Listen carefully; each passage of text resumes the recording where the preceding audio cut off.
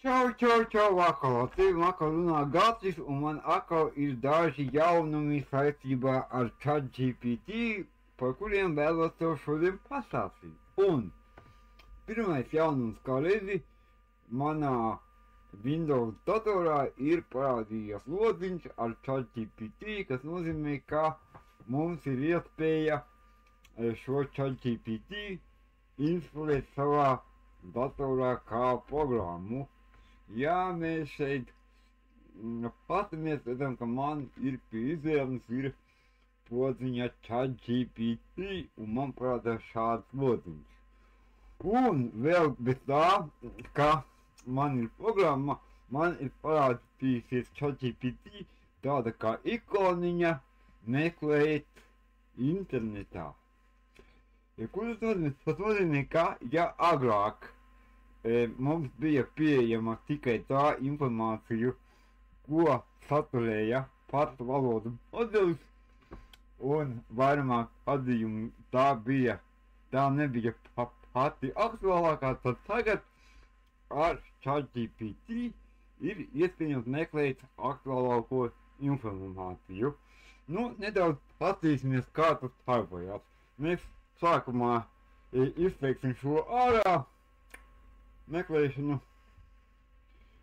nav aktīva un pajautāsim, lai iedod laikasņus. Kāds laiks rīt Rīgā?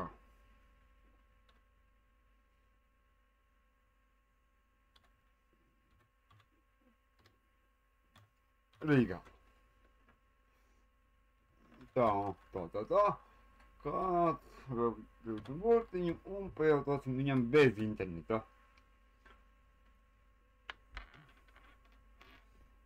Un viņš jau automātiski mani ir ieslēdzis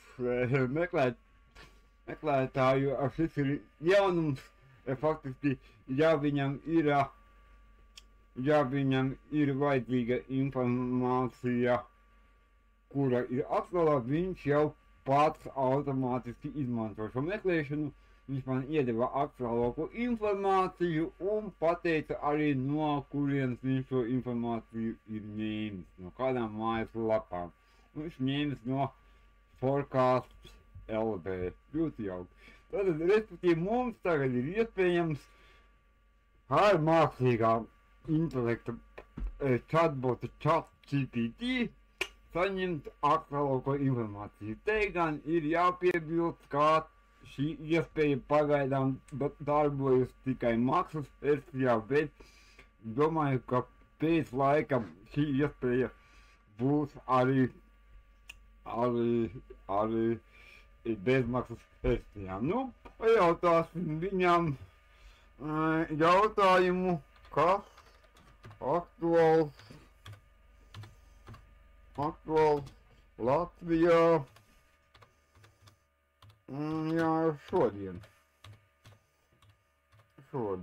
Pajautāsim viņam šādu jautājumu un paņemsim šo logu ULIS vielu pa visu ekrānu, lai mēs labāk varam redzēt, un uzdosim viņam šo jautājumu. Redzam, ka mums parādās laika apstākļi, ceļu satiksmes negadījumu, un mums parādās zināma informācija par Latvijas ļaunumiem, un mums arī šeit parādās avoti, no kuriem informācija ir ņemta. Tātad faktiski mēs varam teikt, ka šis ChatGPT kļūst par konkurentu Google meklētājiem, kurā līdz šim esam pieraduši meklēt jaunāko informāciju. Jāsaka, ka šis nav unikāls gadījums, kad mēs varam informāciju meklēt ar mākslīgā intelekta palīdzību, jo esmu jau agrāk minējis, ka jau samērā ilgu laiku es izmantoju tādu rīku kā Perplexity AI, kas mums arī ļauj meklēt informāciju, pie kā viņš ļauj meklēt informāciju gan webā, gan atsevišķi akadēmisku informāciju, atsevišķi matemātiku, atsevišķi tekstu ģenerēšanai, meklēt video un pat ļauj meklēt informāciju sociālajos tīklos. Par šo mēs kādreiz arī parunāsim sīkāk, bet mēs atgriežamies pie mūsu ChatGPT.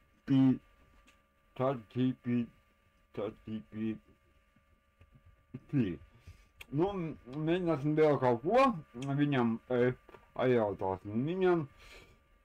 Pajautāsim viņu, kādi jauni ierīci šobrīd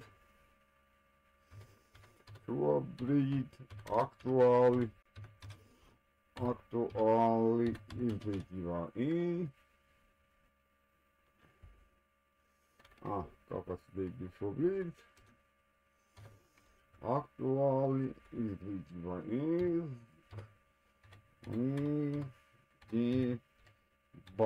Apsīsimies, vai ir kādi, un ieslēgsim viņu šoreiz arī speciāli meklētāju, un liksim viņam pameklēt, ko viņš mums iedos.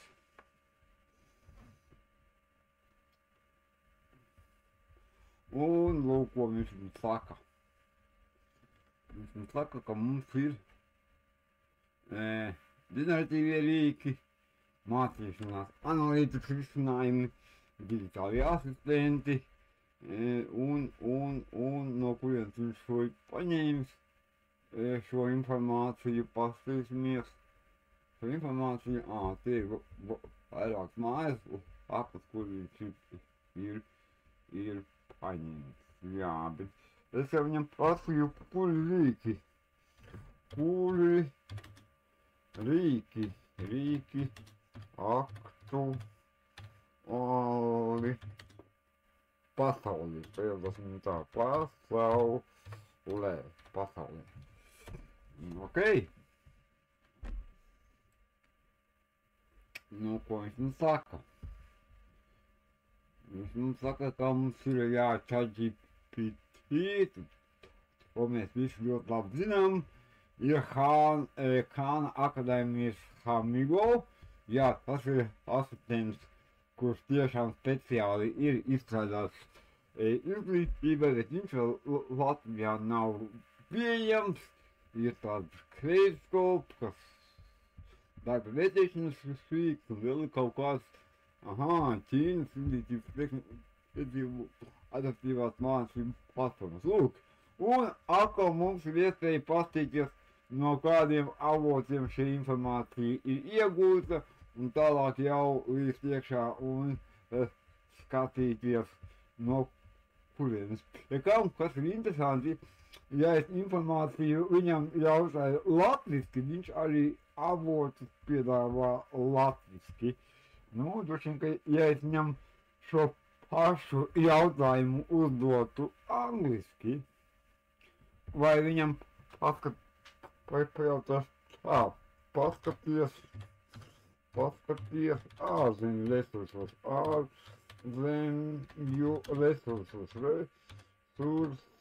ko viņš atteiks. Viņš atceras ārzemju resursos. Nu, viņš vienalga turpina laikam mums skatīties Latvijā pieejamo informāciju, kas var būt ir labi. Savukārt, ja es viņam pateikšu, pajautāšu,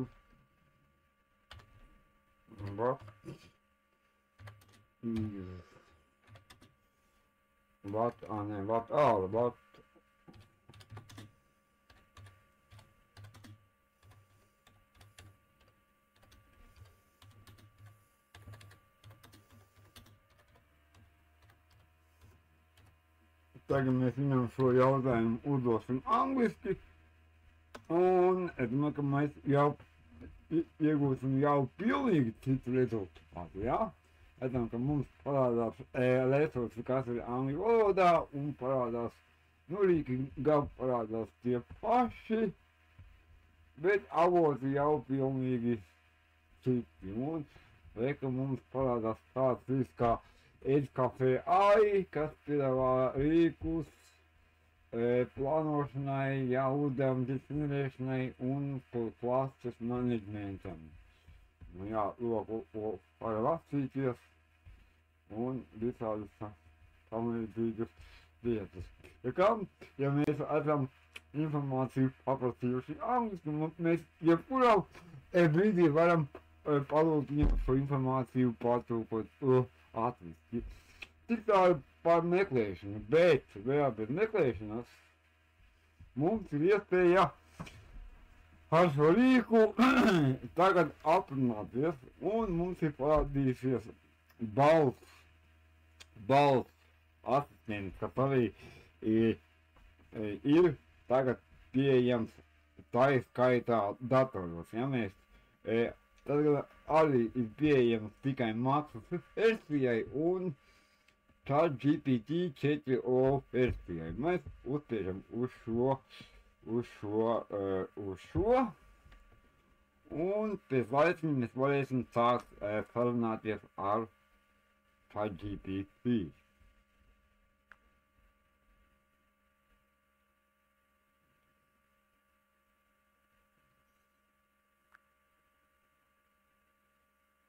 Sveiki!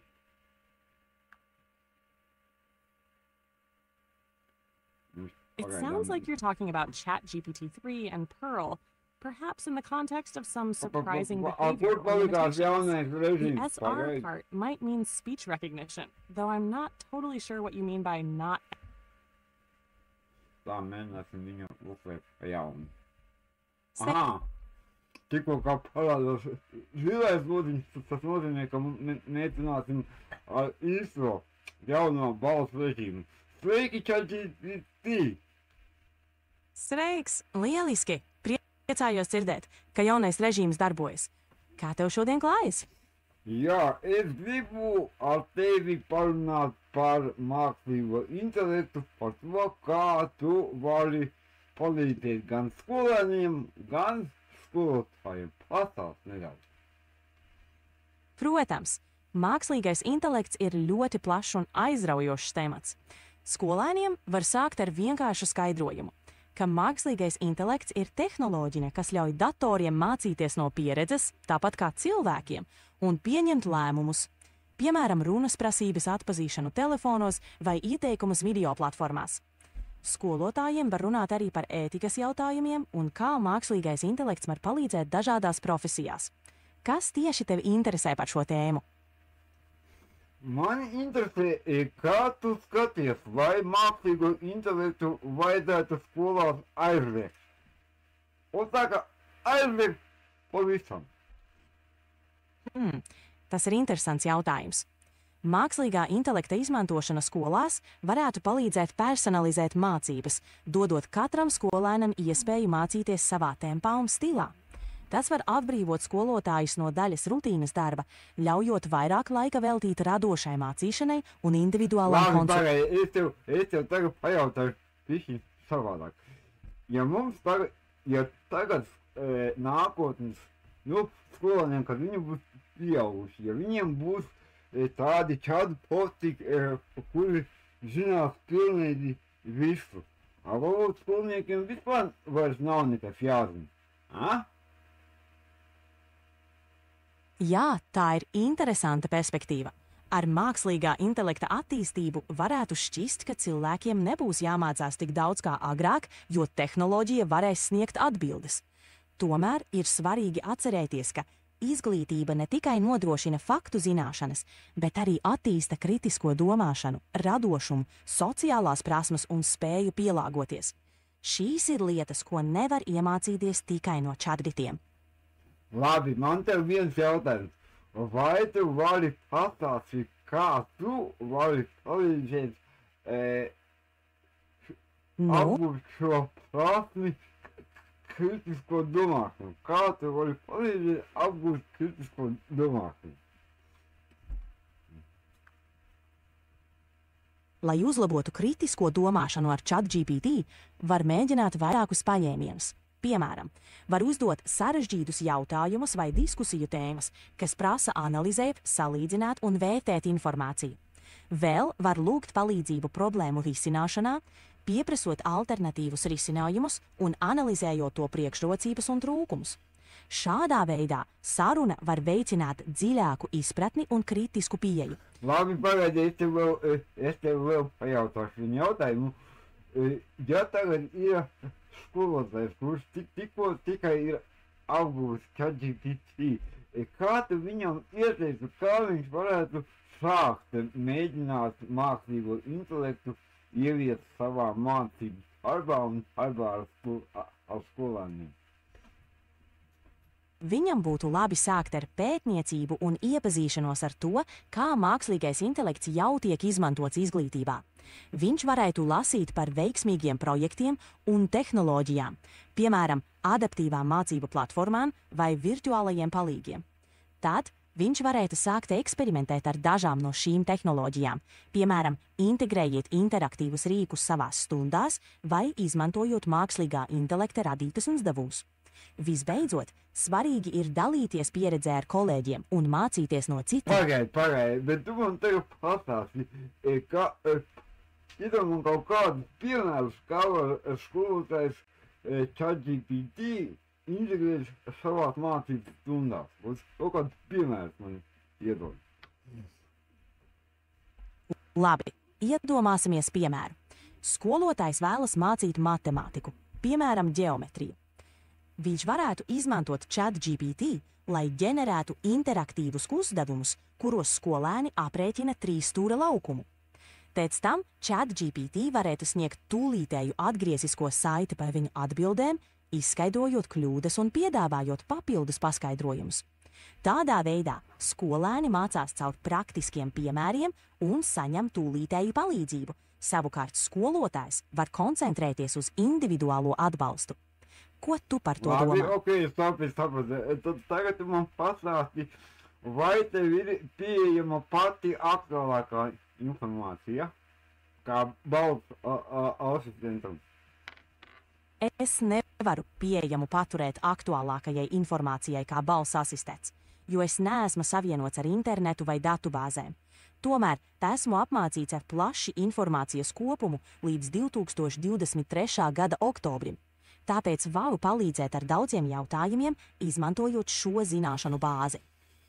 Nu, skaidrs, labi, paldies par šo pastāstīšu skolotājiem, un ļoti jauki mums, jūs redzējāt, ka mēs varam arī ar chatbotu tagad ļoti jauki parunāties, un tiešām, nu, jāsaka, ka viņš jau, šis te balss asistents ir ļoti labā līmenī, kā sarunas biedrs, un es varu viņam uzdot visdažādākos jautājumus, un jūs jau, un kā jūs redzat, ka visa šī saruna, kas man notika ar ChatGPT, viņa tiek arī rakstiski pierakstīta, un varu tikai iedomāties, kādus iespējas šis paver skolāniem un arī skolotājiem mācīties svešvalodas, vai ne?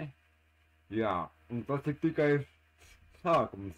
Vienmēr mums ir jāatceras, ka mēs esam mākslīgā intelekta attīstības pašā sākumā. Un kas būs tālāk? Paldies un līdz nākamajai reizei!